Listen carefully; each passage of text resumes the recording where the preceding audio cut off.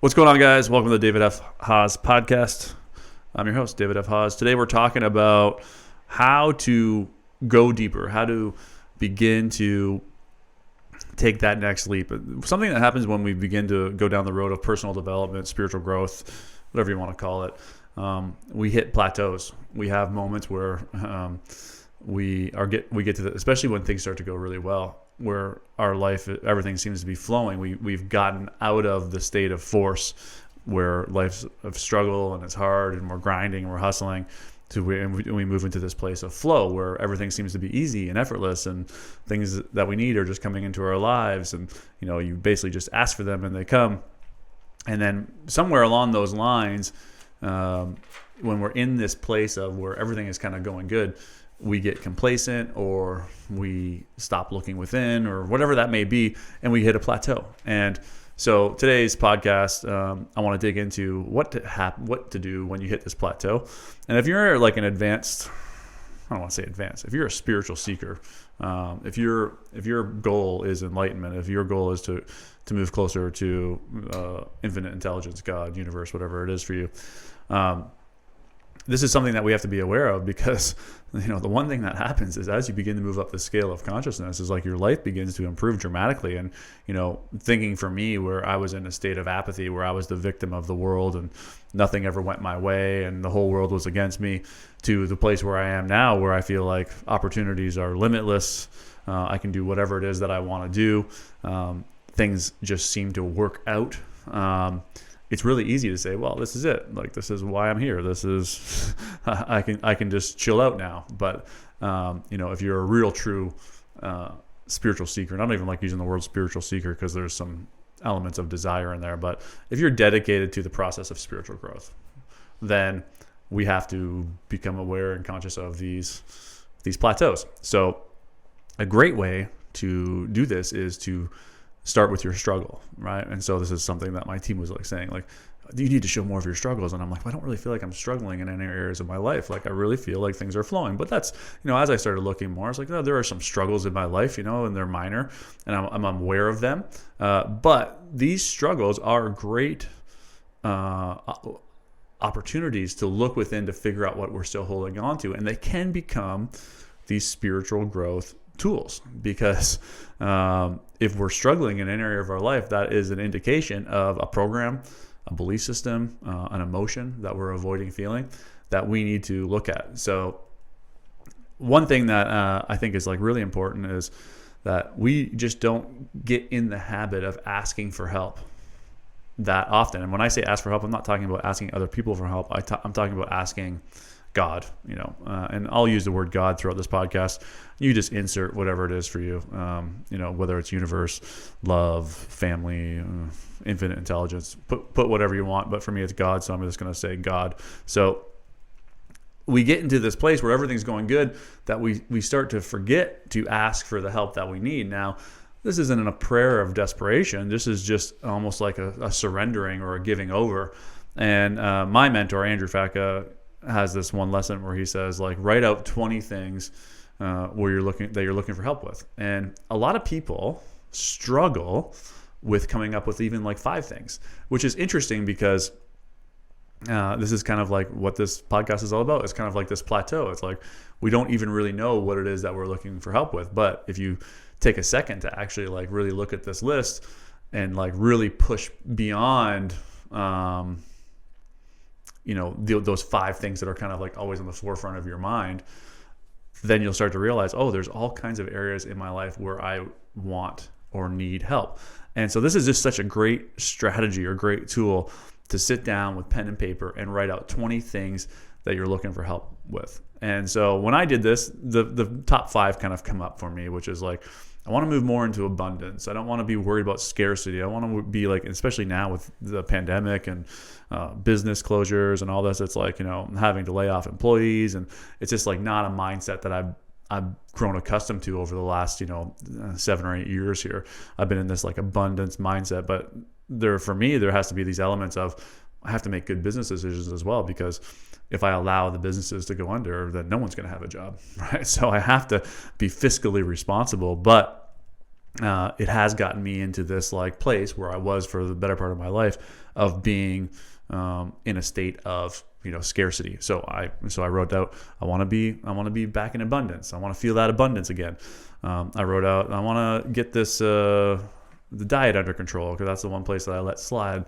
So I started writing all these things out. But then after I kind of got through the ones that I kind of aware of, then other things started popping into my mind. And I kind of did this as like a kind of a meditation / journaling session where I just wrote these 20 things out that I was looking for help with. And it's kind of interesting. And this is like the synchronicities that I talk about when you get to these more advanced states of consciousness. Everything kind of just aligns. So it's like I happened to see a lesson from Andrew, my mentor, about start with your struggle, and then my team says this, and then my groups are talking about where they're struggling, and I'm like, oh my God, it's all kind of coming together. So the synchronicities are still there, but you actually have to do some of this work. And so when you write out these 20 things, then what you can do is you can look at the one or two that like really, really stick out to you.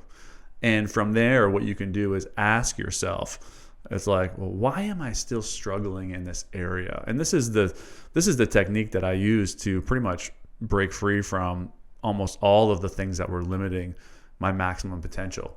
Was I just went within, and this is why this is at the cornerstone of my teaching, is like, it's not about what's going on out there. You don't need more money. You don't need that partner. You don't need a boyfriend or a girlfriend. You don't need a bigger house, a nice car in order to make you happy. The question being is, why are you looking out there to solve your problems when really all you have to do to solve all of your problems is learn how to look within? But that's easier said than done, because a lot of people don't even understand how to look within, right? And especially the stuff that happened to us like really young ages, a lot of that stuff has been repressed, meaning we've forgotten about it. And even though it's repressed, it's still dictating how we live our lives. We created behaviors throughout our lives to make sure that we don't feel those repressed emotions. Something happened to us so bad that our ego went to work and was like, we are never going to feel that way again. And this is how we're going to do that. Right? These are the programs that we're going to create. These are the behaviors that we're going to have. So let me give you a personal example. So when I was 9 years old, my mom died of cancer, and I've told this story multiple times on this podcast. So if you're an avid listener, I apologize for saying it again. But when I walked into that funeral home, the grief as a 9-year-old kid was so overwhelming that it literally like brought me to my knees. Right? It was just like, it was so overwhelming and so powerful. And what I needed in that moment was to be able to feel that grief fully in order to come through it. But I didn't have those tools, and the people around me didn't have those tools. So I did what everyone else did, is I allowed time to heal. But how did time heal? Well, the ultimate thing that changed from that moment in my life is up until my mother was diagnosed with cancer at 7 and died at 9, I was like the most loving person on earth. I had this huge stuffed animal collection and I loved every single one of the stuffed animals. I could tell you every single one of their names, and I had like 100 of them. I remember there was this photo of me as a kid in my bed, and I was like hiding in all the stuffed animals, and like the stuffed animals were covering my entire bed, right? And I was like this is super loving person. Like I remember one of my aunts and uncles were getting a divorce, and like I was like this young kid, and I just like cried. I was like so sad that they were divorcing, and so like that was just like being in this like advanced state of like unconditional love, and so much so that I was giving it to stuffed animals that don't even have a level of consciousness, right? So that's who I was. But then at 7, when my mom became diagnosed with cancer and I could recognize there was a bunch of problems, I slowly started becoming more and more closed off. And then when she died, ultimately, what the tool my ego created to protect me was to remain closed off, to stop letting people in, to stop being so loving. I created a belief system that the world is a terrible place and terrible things are going to happen. And if you let people too close, you're going to feel that pain again. And now this was all, of course, subconscious, right? I had no idea it was all happening. It was only through doing this work that I was able to make these realizations and tie them to behaviors that I have today that are unwelcoming or a barrier to my own personal growth. And so in order to make these realizations, I had to look to the places in my life where I was struggling. So let's just continue on this example. So in this area, was it affecting me? Well, it was affecting my relationship with my wife, where she was saying that I wasn't being as open, or I wasn't like, I wasn't loving, I wasn't caring, I wasn't compassionate.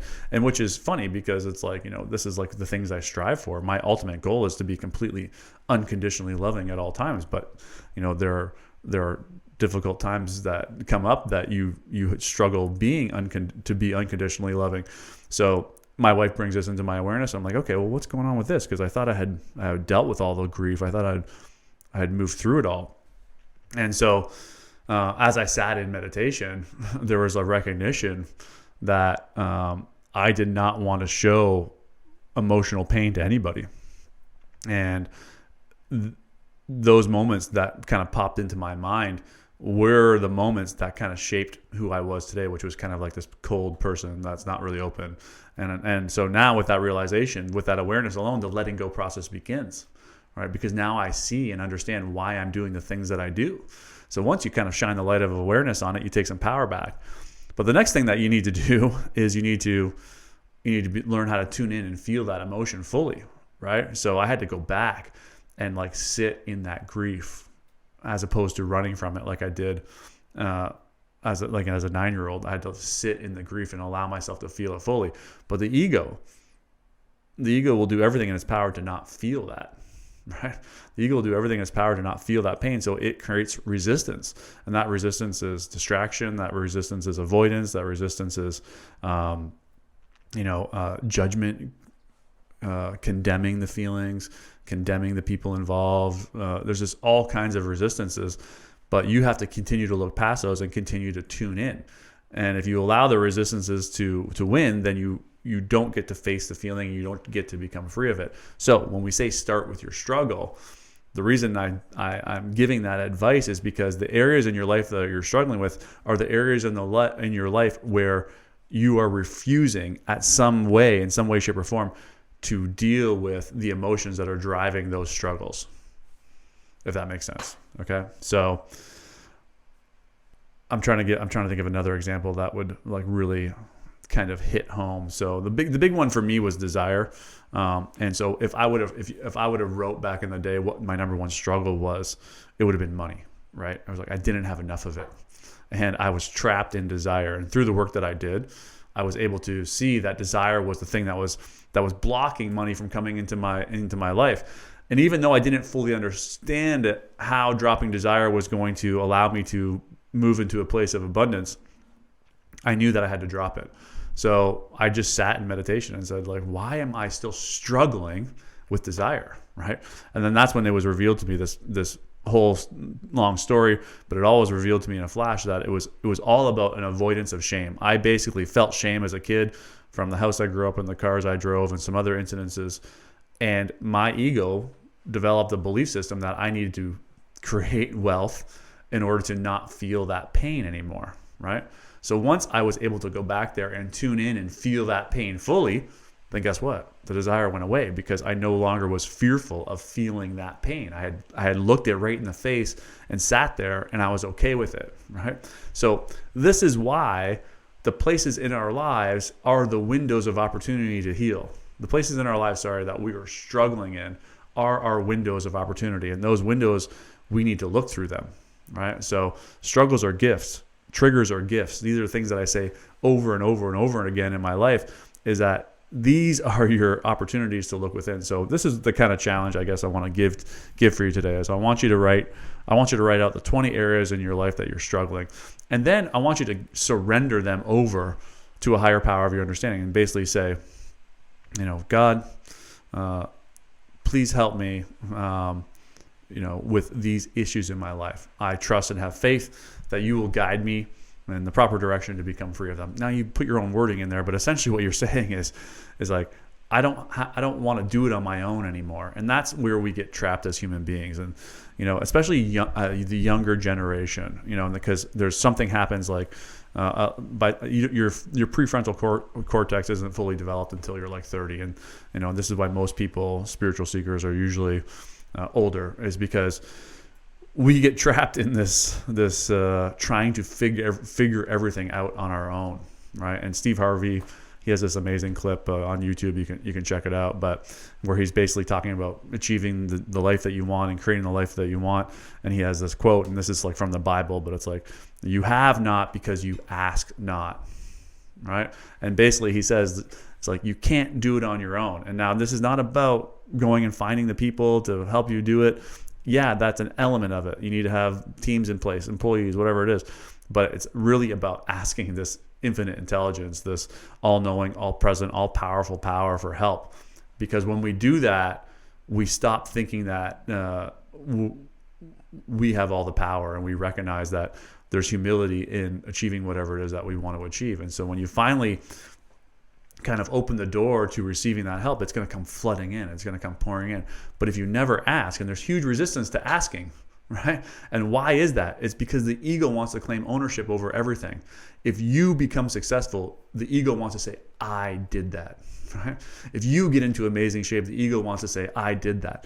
And it goes even to simple things. It's like, if you witness a sunset, the ego immediately takes ownership for seeing that sunset. It's like, wow, what a beautiful sunset that I saw, right? So the ego wants to take ownership over anything. So this is the resistance to asking for help, because we're worried that when we do achieve whatever it is that we achieve, if we did it with the help of God, we don't get to claim ownership over it, right? Which is kind of silly when you hear it out loud.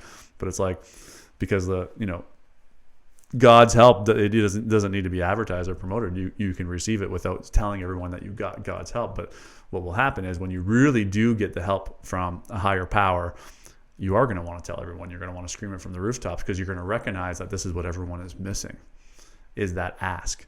So this is the challenge of this podcast. If you've listened to this podcast, turn it off and make a list of 20 areas in your life where you're looking for help for, in some way, shape, or form, in some sort of sentence. Surrender it all over to God. Then pick one or two and ask to go deeper. Ask, why am I still struggling here? What is at the core of this behavior or this struggle in my life? Why is it continuing? Why am I continuing to experience the same problem over and over again? And the reason at the core is some sort of emotion that you don't want to feel. So as you sit there and wait for the answer, moments in your life are going to start popping up. And then you got to ask, well, what is this meant to reveal to me, right? Oh, it's about the shame. It's about the feeling of not being good enough when my teacher told me that I failed that test. Whatever it is, and don't dismiss it just because it maybe seems small or insignificant, because I guarantee you it was not small and insignificant when you were a kid. It was the end of the world, right? So once you realize that the ego had created these programs to make sure you never feel those, sometimes they are insignificant, and you can come through them really quickly, because you're like, whoa, I've been struggling with eating my whole entire life, and it was all because I felt like I was unworthy because my brothers and sisters were in good shape and I was a little bit overweight. And everything that I've done in my entire life is to avoid feeling this. And what that has created is more overeating, because I didn't want to feel that pain. Whatever it is. Okay. Like, this is just some sort of example. But anyways, if you do this exercise, and then in 6 months from now, come back and revisit that list and see if you are still struggling in those same areas. And I think you'll be amazed of how far you can come with just one simple exercise, and which is to ask and allow the help of the higher power of your understanding. Thanks for taking the time to listen. If you got some value, just click that subscribe button, give us a thumbs up. It really helps out, and we'll see you again next week.